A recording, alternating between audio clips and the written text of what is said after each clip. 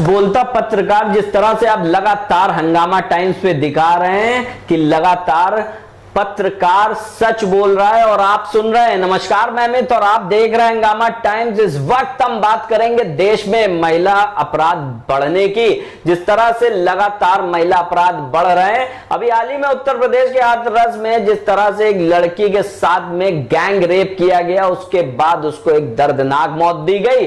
हम जानेंगे सच बोलता पत्रकार से कि किस तरह से उनका क्या दृष्टिकोण है। लगातार महिला अपराध बढ़ रहे हैं, निर्भया के बाद नियम कानून भी सख्त किए गए, लेकिन अपराधियों के हौसले बुलंद हैं। देश में अपराधी के हौसले बढ़ चढ़कर अपराध को अंजाम देने का काम कर रहे हैं। तो आइए बातचीत का सिलसिला शुरू करते हैं। सच बोलता पत्रकार साहिल जी, बताइए, देश में लगातार महिला अपराध बढ़ रहे हैं, आपके दृष्टिकोण से क्या कहना है आपका? महिलाओं के प्रति अपराध ज्यादा ना हो, हौसले बुलंद ना हो अपराधियों के, और उनको पस्त किया जा सके, इसके लिए दिल्ली में निर्भया का जो रेप करके जो उसको मार, फिर अस्पताल में वो मर गई थी, उन चारों लोगों को, आरोपियों को, अभियुक्तों को फांसी दी गई।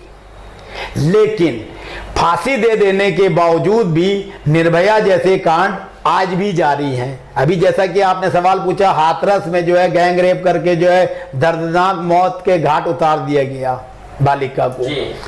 इसी तरीके से जब तक के हमारे यहाँ कानून व्यवस्था जो है दुरुस्त नहीं होगी, प्रशासनिक व्यवस्था दुरुस्त नहीं होगी, पुलिसिंग व्यवस्था दुरुस्त नहीं होगी, ये अपराध नहीं रोक सकते। क्योंकि अपराधी जो हैं इतने ज्यादा बेखौफ हो गए हैं कि वे जानते हैं कि उनकी लंबी पहुंच और कानून में बहुत सारे छेद होने की वजह से वे बच जाएंगे।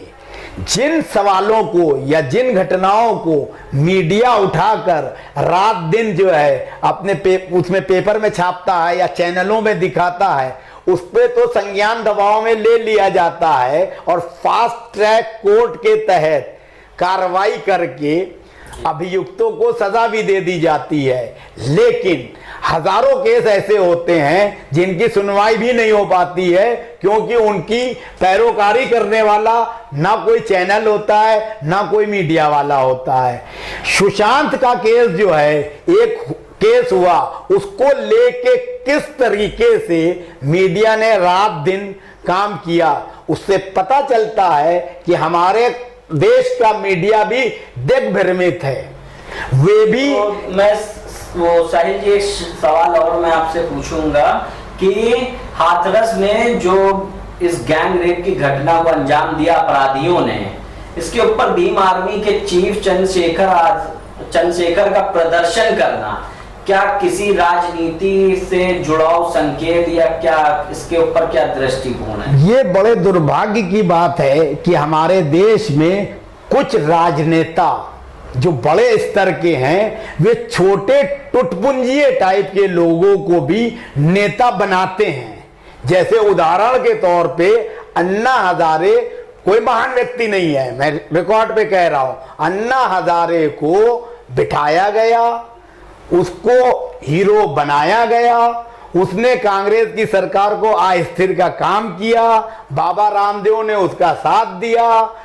अब 6 साल के दौरान अन्ना हजारे की नजरों में क्या प्रधानमंत्री नरेंद्र मोदी के नेतृत्व में कोई भी कार्य ऐसा नहीं हुआ जिसपे वे अनशन पे बैठते, धरना देते या उनसे बात करते? प्रधानमंत्री नरेंद्र मोदी को तो वो बहुत सारे पत्र लिखते थे और जंतर मंतर और रामलीला पे जो है नाटक नौटंकी चलती थी। इससे साबित होता है कि सरकार और राजनीतिक दल समय समय पर अपने लाभ की खातिर लोगों को प्रायोजित करते हैं। भीम आर्मी चीफ चंद्रशेखर आजाद, रावण भी उसी में से एक व्यक्ति है। इसको महिमा मंडित करके दलित समुदाय का नेता बनाया जा रहा है, तब कि मैं कह रहा हूं वो उस लायक नहीं है।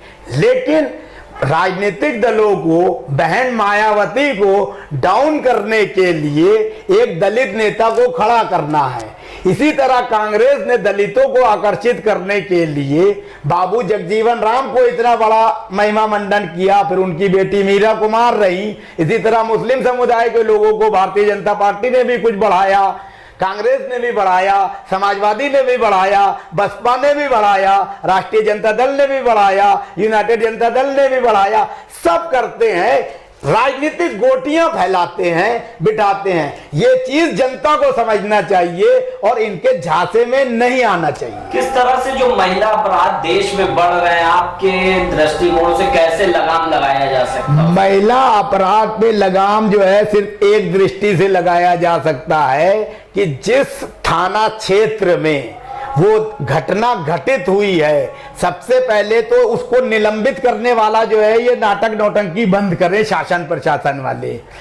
उस थाना अध्यक्ष, एसएसपी, डीआईजी को ये निर्देश होना चाहिए या ये उसका कर्तव्य होना चाहिए कि एक हफ्ते के भीतर अगर वे उन अपराधियों को गिरफ्तार करके न्यायालय के सम्मुख नहीं पेश कर सकते तो उनको सरकार सस्पेंड ना करे, वो खुद त्याग पत्र दे के चला जाए। तो एक ऐसी व्यवस्था बनेगी कि फिर जब कोई भी DIG, SHO, SSP, commissioner of police आएगा तो उसको ये पता होगा कि अपराध नियंत्रण ना करने की एवज में उसको क्या खामियाजा भुगतना पड़ेगा। तो वो चाक चौबंद व्यवस्था रखेगा। और पुलिसिंग सिस्टम में ये है कि अगर पुलिस चाहे तो उसको पता होता है कि किसको कैसे पकड़ा जा सकता है। जैसे कि अभी विकास दुबे का मामला सामने आया, बड़ा हाईलाइट हुआ। विकास दुबे को पुलिस ने ही, राजनेताओं ने ही संरक्षण देकर इतना बड़ा बनाया था, लेकिन जब उनके गले की हड्डी वो बना और उसने पुलिस वालों को, 8 पुलिस वालों को ही गोली से भून दिया, तो मुख्यमंत्री योगी आदित्यनाथ के ऊपर प्रश्न चिन्ह लग गया। इसलिए सारे सुप्रीम कोर्ट, सारे मीडिया के सामने उसको लाते हुए गाड़ी पलटा के, नाटक करके मर्डर कर दिया गया और इनकाउंटर दिखा दिया गया। ये कोई पत्रकार नहीं कह सकता, ये कोई पत्रकार नहीं बता सकता। ये प्रशांत भूषण जो सुप्रीम कोर्ट से अवमानना को लेके भी लड़ जाते हैं, बड़े बहादुर हैं, देश में महिमा मंडन होता है नाम। क्या प्रशांत भूषण को इस मामले को लेकर सुप्रीम कोर्ट नहीं जाना चाहिए कि एक अपराधी को कानून के दायरे में लाके उसके खिलाफ कानूनी कार्रवाई करने के बजाय मार दिया जाए, इनकाउंटर दिखाया जाए। अगर पुलिस अपराधी को गिरफ्तार करने के बाद गाड़ियां पलट पलट के इनकाउंटर करने लगे तो फिर न्यायालयों की जरूरत क्या है? मुख्यमंत्री ही सब निर्णय करते रहे।